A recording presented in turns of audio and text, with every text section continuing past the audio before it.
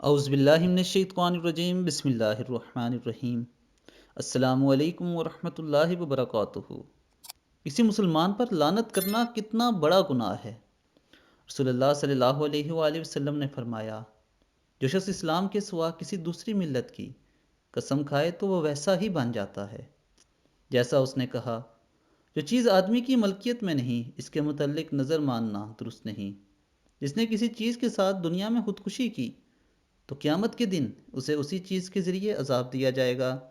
جس نے کسی مومن پر لعنت کی تو وہ اسے قتل کرنے کی طرح ہے، اور جس نے کسی مومن پر کفر کی تہمت لگائی تو وہ اس کے قتل کے مترادف ہے۔